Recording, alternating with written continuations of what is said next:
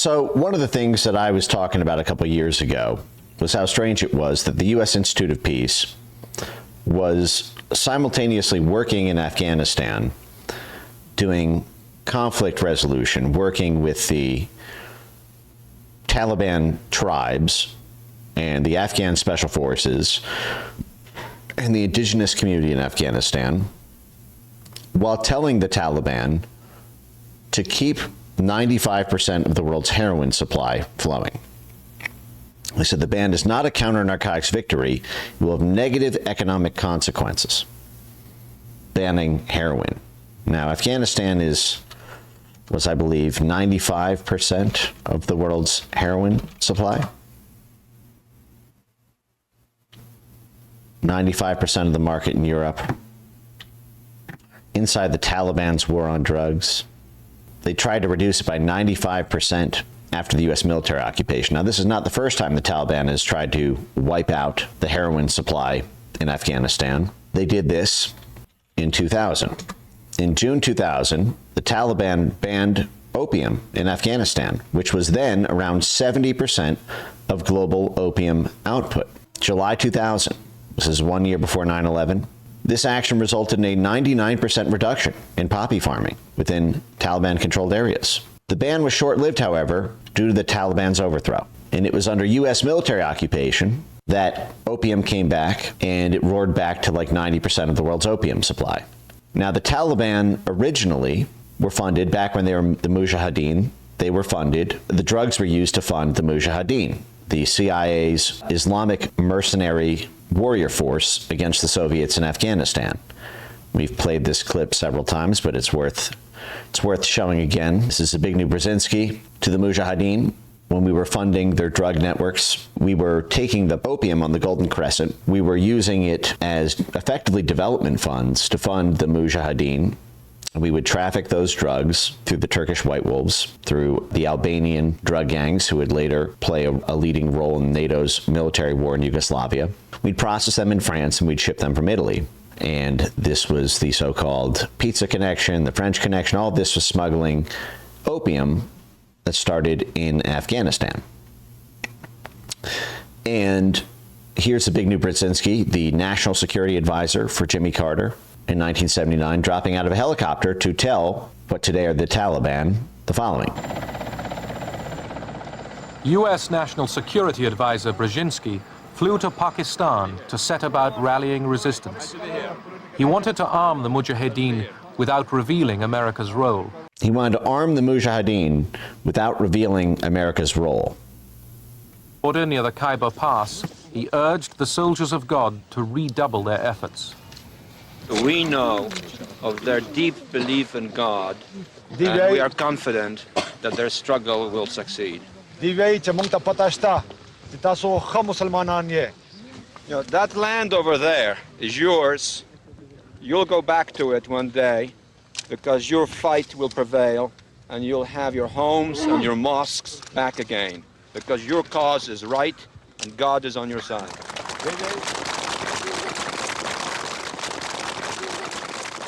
The purpose of coordinating with the Pakistanis will be to make the Soviets bleed for as much and as long as possible. So the purpose is to make the Soviets bleed for as much and as long as possible.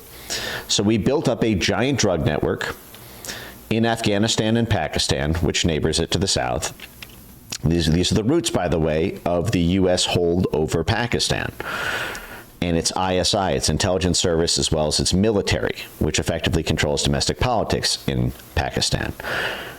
Now, this CIA drug running operation through the Mujahideen resulted eventually in the collapse of what at the time was, I think, the 7th largest bank in the world, BCCI, CIA drugs.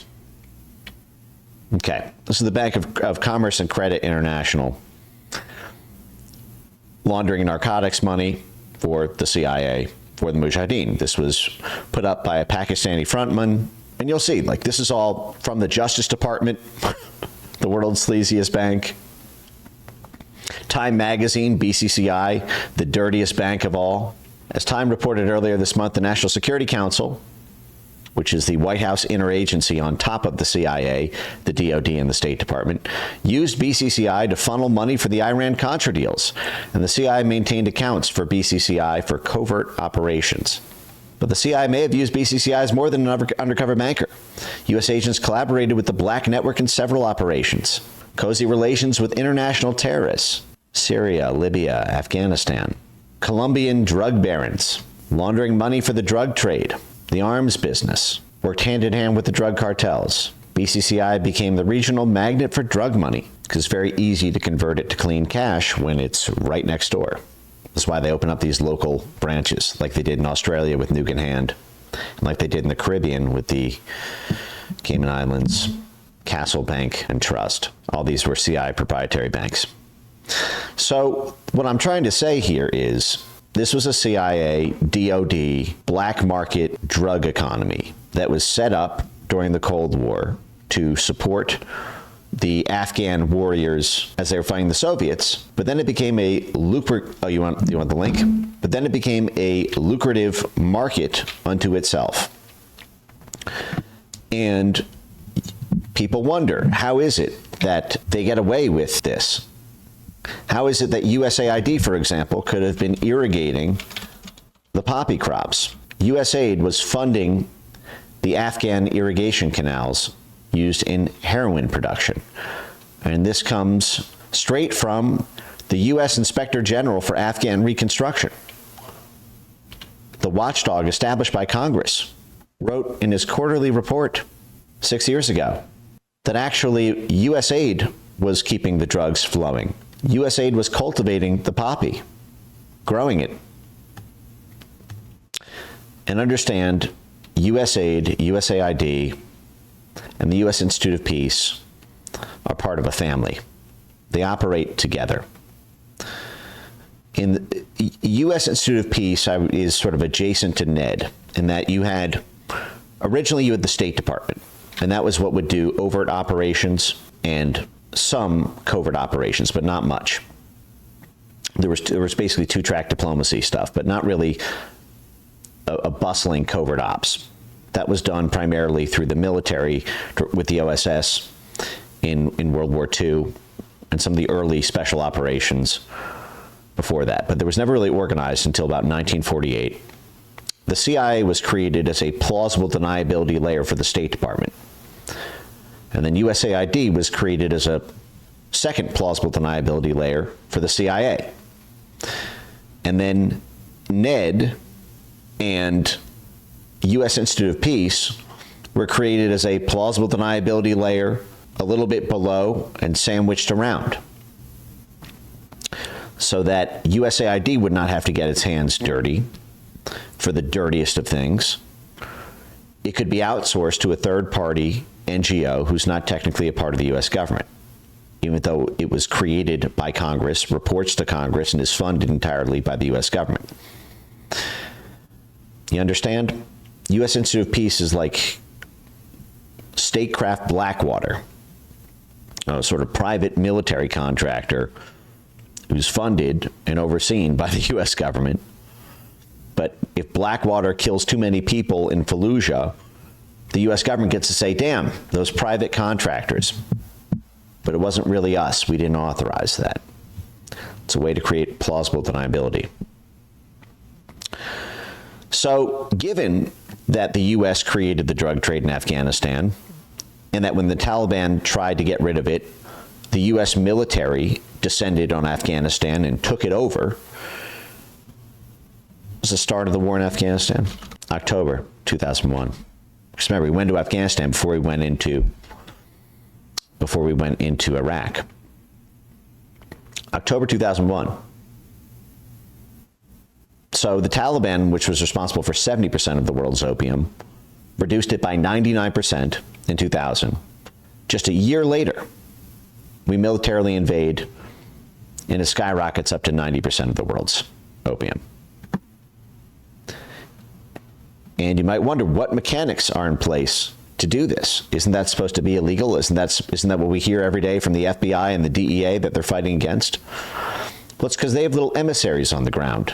They have networks that talk to the tribal leaders that talk to the judges, that talk to members of the paramilitaries and extremist groups there.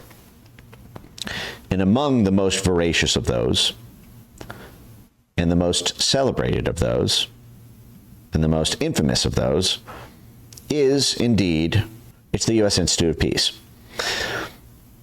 And when the U.S. Institute of Peace is publicly saying, don't shut down the drugs, while they're working with those networks and funding those networks, that is as close as you can get to an open confession from the State Department, from the CIA, from the DOD, that they are the principal people responsible for and benefiting from the global trade in narcotics. Now, just quickly, what the Wikipedia will tell you. $55 million annual budget, formed in 1984, just 1 year. Remember, this was during the Reagan reforms. CIA gets in all this trouble in the 1960s and 70s, going after the left, going after the anti-Vietnam War left. CIA gets in big doo-doo during the Church Committee hearings in 1975 and 1976, holding up the heart attack gun, having to come clean about Operation Chaos, MK Ultra, Mockingbird. They're humiliated. 1977, Jimmy Carter fires 30% of the entire operations division of the CIA. Wants to do away with it entirely. 1979, the Iran hostage situation pops off. The national security community says, if we had only had the old CIA back, this would have never happened. Reagan gets to power. He wants to give the CIA its old powers back, but Democrats control the House of Representatives. And they say, no way, Jose. So Reagan gets creative. And he creates, by executive order and by essentially appealing to both sides of the aisle, he says, okay, we won't have the CIA do it. We'll create these new institutions at the NGO layer. And among those created were the National Endowment for Democracy, NED, in 1983, and the U.S. Institute of Peace in 1984.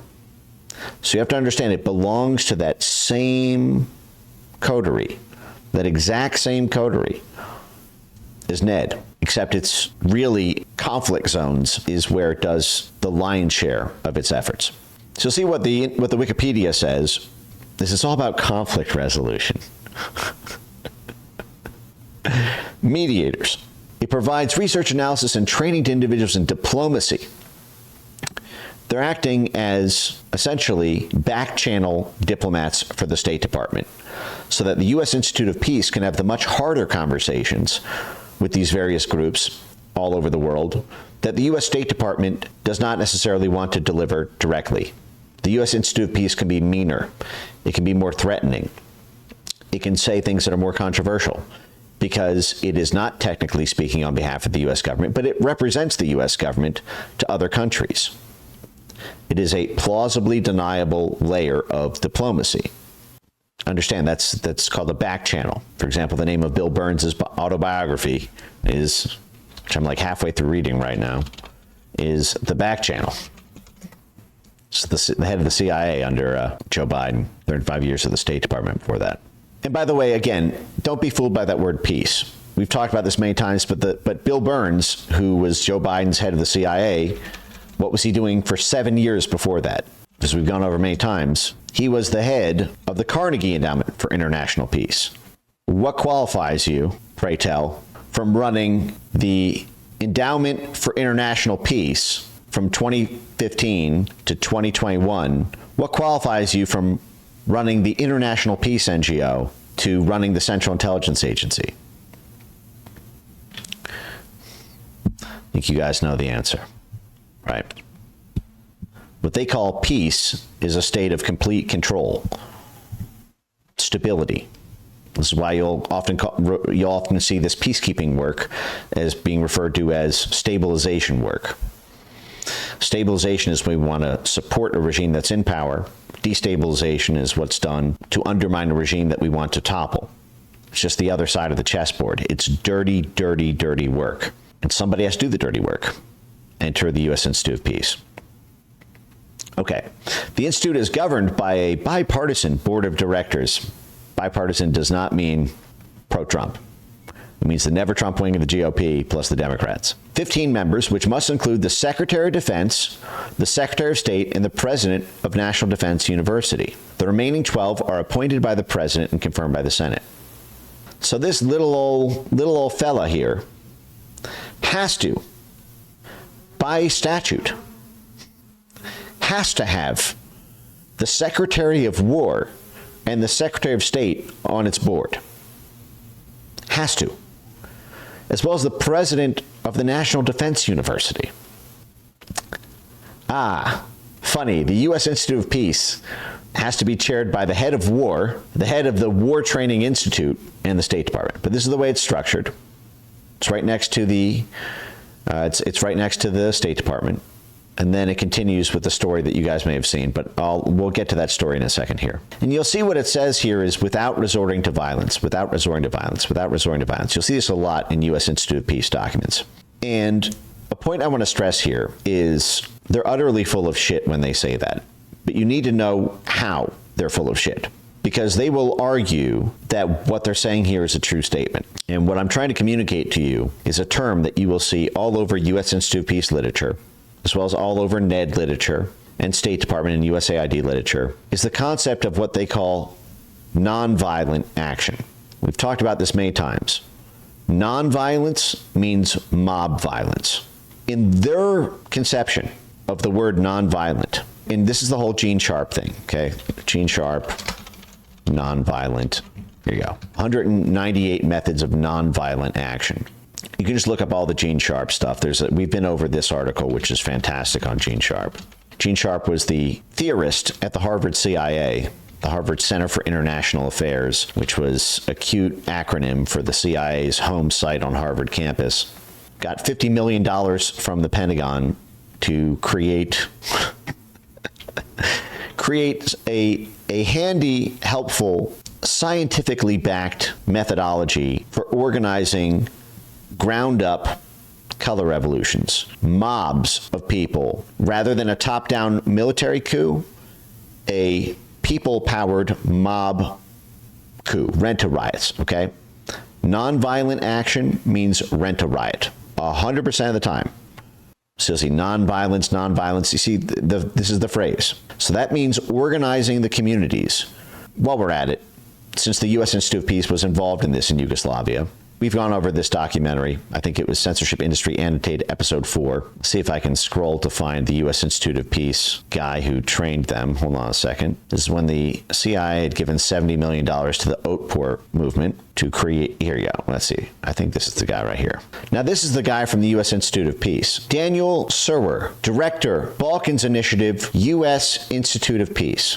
We, said we are a people's movement, although we were just a bunch of students. But after that, we became a people's movement and everyone came to us. Otpor's recruiting strategy relies on shock therapy, the clenched fist, stormtrooper wardrobes. The clenched fist, stormtrooper wardrobes.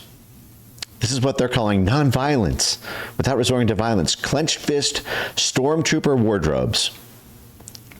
And black leather are intentionally sinister. It's intentionally sinister. Now, this is them bragging about this. Intentionally sinister. That's what nonviolence means. They're a street mob. And before I come back to this, 1340, I want to show you what the end stage, for folks who didn't watch this episode that we did, the end stage of this looks like this. On this day, there is only one place to be.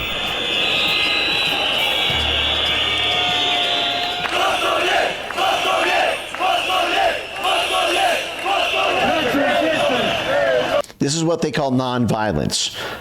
Surrounding the Parliament building to run the democratically elected leader of the country out. And you'll see what they end up doing is thousands of presidential ballot commanders literally raiding the Capitol, in actual January 6th, in actual insurrection, with money from the CIA, the State Department, training from the U.S. Institute of Peace, Pentagon advisors. This is what they refer to as nonviolent action. Never ordered their troops to fire. because they knew their own kids were in that crowd.